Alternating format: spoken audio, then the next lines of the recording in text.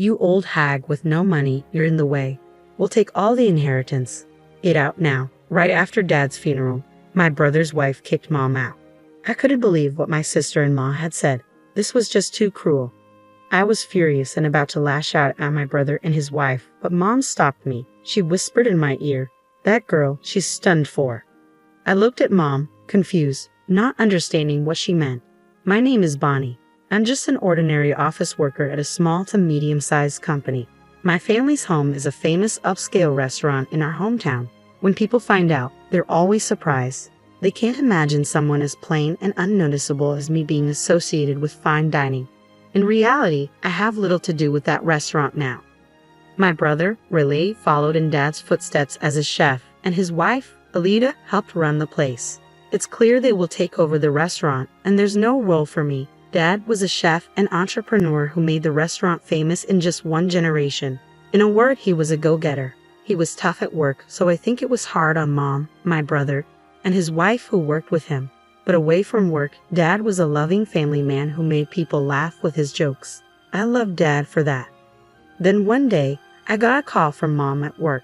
"Your father has collapsed. Come to the hospital right away." I could tell from Mom's voice that Dad's situation was serious. I rushed to the hospital. When I arrived, Mom and the doctor were talking, looking very serious. "Mom, is Dad okay?" I asked after the doctor left, not knowing what was going on. Mom was looking worriedly at Dad, lying in bed and stroking his hand. His hands were thick and hard like a craftsman's. I love Dad's hands.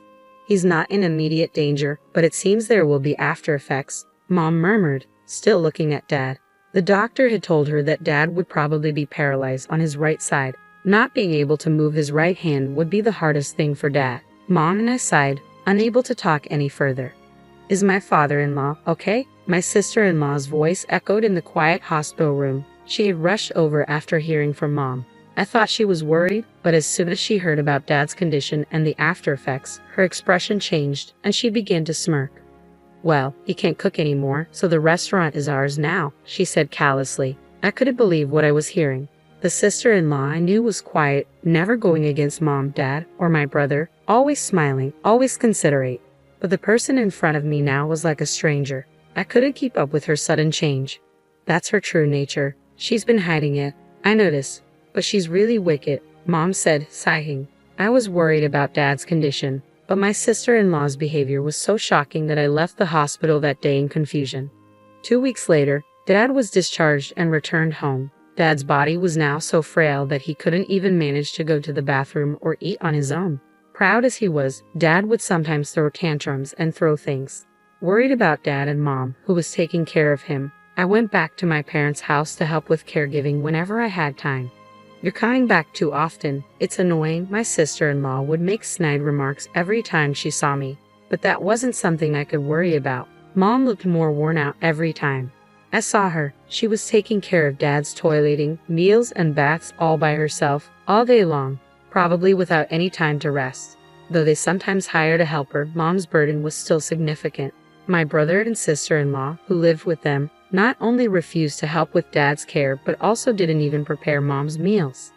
"Mom, you must be having a hard time alone. Should I quit my job and come back here, not just to help occasionally, but to take care of Dad together?" Since my brother and his wife were clearly unreliable, I had no choice but to help Mom. I seriously considered joining in Dad's caregiving, but even when I suggested it, Mom shook her head. "There's a helper, and I'm fine on my own. You don't have to worry about me," Mom answered with a smile, perhaps not wanting to worry me, but she looked like she was pushing herself too hard. I was driven by anxiety that Mom might collapse too. Then the situation took a turn for the worse. Dad, who had become quite disheartened, began to show symptoms of dementia. "Who are you?" Being told that by my own father was quite painful. He used to act so high and mighty, and now he doesn't even recognize his own daughter. How pathetic, my sister-in-law, who happened to peek into the room, sneered at me. Forgotten by Dad or not, her attitude on top of the shock I was already feeling hurt me even more. "Father-in-law smells a bit. If you want to stay in this house, you better behave." My sister-in-law, her face twisted, pinched her nose and looked at Dad with contempt. Mom completely ignored her. She was probably holding back from reacting to the provocation. My sister-in-law clicked her tongue and left the room. Dad, it's okay. Mom spoke to Dad in a gentle voice, like soothing a child. Thinking about how my parents were being treated so roughly by my brother and his wife, I felt like crying. Dad's dementia continued to progress, and his body weakened more and more. It was soon becoming impossible to care for him at home. As I pondered what to do with my parents, my brother, who rarely spoke to me even when I visited home, called me. I answered the phone and complained to him about his wife's attitude, but he brushed off my words and started talking about himself, saying it wasn't important. Then he asked me to help out at the restaurant on weekends. I thought it was very selfish of him, so I told him I would consult with Mom and get back to him, then hung up. I immediately called Mom and relayed the conversation with my brother to her. Mom then explained the reason my brother had asked for my help. The longtime employees and chefs are quitting one after another. Almost no one is left. They all say they can't keep up with the leader's way of doing things. I haven't been to the restaurant in a while, so I don't know the details.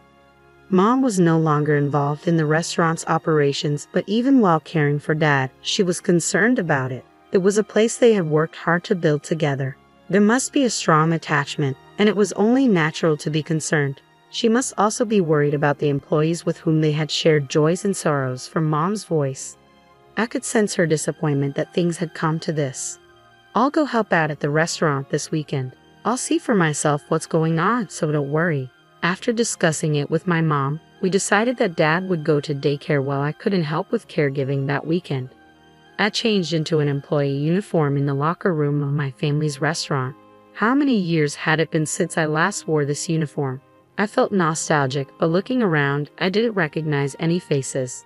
Young people who Dad would never have hired if he were still active, ones with piercings and conspicuous tattoos, were struggling in their unfamiliar uniforms as they carried food. The interior of the restaurant, which I hadn't visited in a long time, had changed significantly from my memory. I walked around the restaurant to regain my senses. Then, from a large space created by connecting several tables, I heard lively voices. Looking over, I saw my sister-in-law. She wasn't working but was having a banquet with about 30 women her age. My sister-in-law was sitting in the center of the table, happily guzzling wine. Ladies of my class, all our dishes are high-end and delicious. Today's my treat, so enjoy yourselves to the fullest. Truffles, foie gras, eat as much as you want. My sister-in-law, who seemed quite drunk, used an empty wine bottle as a microphone and said something outrageous. Tears erupted from those present. Elena, are you serious? Doing that will cause a huge deficit for the restaurant. I hurried over to my sister-in-law to stop her. She suddenly changed her cheerful face and glared at me. Shut up. A sister-in-law who can't even get married should keep quiet. This is my restaurant, so I can do whatever I want, she said, making a dismissive gesture to shoo me away. This is my parents' restaurant. I swallowed those words and left the table. The situation in the restaurant was dire. The kitchen was overwhelmed by the unreserved, all-you-can-eat orders from the group led by my sister-in-law, and they couldn't handle the orders from other customers. Regular customers from Dad's time were so angry that they left, saying, "How long are you going to make us wait?" I had never seen these customers angry before. Realizing how bad it was, I asked the chefs to put my sister-in-law's table on hold and suggested prioritizing the other customers, but they said they couldn't. My sister-in-law had told them to prioritize her table. If they didn't listen, they would be scolded later, the chef said, looking down. My brother was engrossed in a horse racing broadcast, seemingly oblivious to the chaos. He probably became a chef just by going along with the atmosphere around him. As soon as Dad, who was intimidating, was gone from the kitchen, this happened. Since childhood, he had always watched Dad's face, and now that Dad was gone, he was watching Elita's face. This was not good. I approached the table again to warn my sister-in-law about the orders. Just then, a long-serving employee whom I knew was telling my sister-in-law, "We can't serve that dish anymore. We've run out of the main ingredient, truffles." The moment the employee bowed his head, my sister-in-law raised her voice in anger. "Then go buy some. You should know that much, you useless person." She even threw an empty plate at the employee. She was acting more like a rowdy, drunken customer than an owner. I understood why the long-serving employees had been quitting one after another. I'm thinking of changing the name of this restaurant. The current name is old-fashioned and cliché. I want something more stylish and cool. My sister-in-law turned to her friends, laughing and making such remarks. The restaurant was finished. Dad's once renowned establishment was nowhere to be seen. After finishing my help, I headed to the locker room, wondering how to tell Mom about this situation. She would surely be sad to know about this. Thinking so, my steps felt heavy as I headed home. The next day, when I visited my parents' house, I honestly told Mom about the situation at the restaurant. Mom sighed sadly. I thought it might be like that. My son has been under Elita's thumb since Dad fell ill, and the restaurant can't survive without your father. Tears welled in Mom's eyes, and her lips trembled. Seeing Mom like that, I couldn't hold back my tears either. I'm sorry. If I had been stronger, I could have protected Dad and Mom's restaurant. Mom patted my shoulder, saying it was okay. Let's give up on the restaurant. Mom persuaded me to do the same. After that, I continued to refuse my brother's requests to help at the restaurant. No matter how many times I refused, he kept calling, and his complaints about my sister-in-law began to mix into the conversation. She was still inviting acquaintances and treating them, and the restaurant was facing a huge deficit. They were even struggling to pay for supplies. Furthermore, despite having no money, my sister-in-law insisted on renovating the restaurant into a stylish cafe bar. That has nothing to do with me. I would hang up the phone in the middle of the conversation every time. They could do whatever they wanted with the restaurant. All I wished for was Dad and Mom to live a peaceful life. A few months later, Dad suddenly passed away from pneumonia. Many people came to the funeral but Dad, known for his kindness and inability to refuse requests. Mom greeted the condolence visitors with composure. You must be tired, mother-in-law. Please rest in the back. I'll take care of the guests. My sister-in-law asserted herself at times like this. She probably didn't like Mom taking charge of the funeral, wanting to show she was the face of the family.